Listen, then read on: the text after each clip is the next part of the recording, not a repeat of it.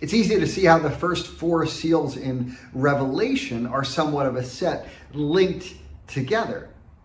As the Lamb opens up each of the first four seals, it's accompanied by the voice of one of the four living creatures saying, "Come," or "Go."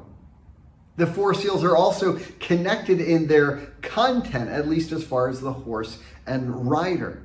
And that rhythm is interrupted with the opening of the fifth seal. No angelic voice, no horse and rider, nor is there any chaos-inducing carnage we've witnessed earlier in the seals, or more generally when we think of Revelation. The fifth seal doesn't seem to have any earthly impact at all, or at least not to be seen in chapter 6. Now let's take a look at what John sees. When he opened the fifth seal, I saw under the altar the souls of those who had been slain because of the word of God and the testimony they had maintained. They called out in a loud voice, "How long, sovereign Lord, holy and true, until you judge the inhabitants of the earth and avenge our blood?" Then each of them was given a white robe, and they were told to wait a little longer until the full number of their fellow servants, their brothers and sisters, were killed just as they had been. Now, John has seen a number of things that would have been present in the temple in Jerusalem. There were the lampstands that would be perpetually burning in chapter 4. The incense in chapter 5. I suggested the sea might even connected to the sea atop 12 oxen in Solomon's temple. Now, for the first time in his vision, we find the altar. And for those of us who are a little rusty on our Old Testament, this can seem like an odd image. And what are these souls doing under the altar? Are they stuck there? Is it uncomfortable? I mean, why won't God let them out? Remember, this is symbolic. It means something.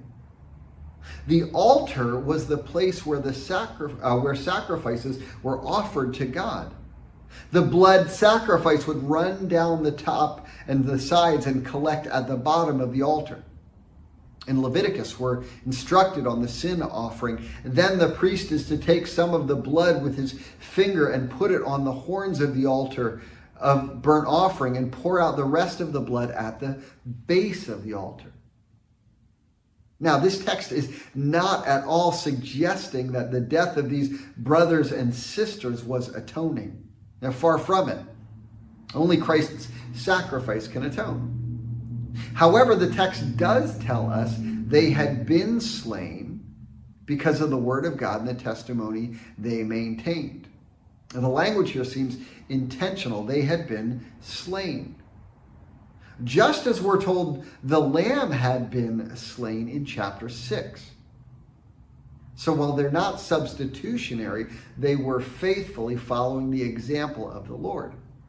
As we saw in Mark, Jesus said to the crowds, "Whoever wants to be my disciple must deny themselves and take up their cross and follow me. For whoever wants to save their life will lose it, but whoever loses their life for me and for the gospel will save it." The word the word here in Mark is psuche, for life. It actually means soul. And what can be said about these brothers and sisters but that they faithfully followed Jesus even to the cross for him and for the gospel? And Paul says in Romans chapter 12, verses 1 and 2, he says, "Therefore I urge you, brothers and sisters, in view of God's mercy, to offer your bodies as living sacrifice, holy and pleasing to God. This is your true and proper worship." Paul is calling you and I to live our lives in the here and now on top of the altar. To make it a daily habit of offering ourselves up to God, following the example of the one who offered himself for us. And may that be so. That our offering, our pouring ourselves out would not be on the altars to career, wealth, and self, but such that at the end we'll find ourselves safely under the same altar on which we spent our lives.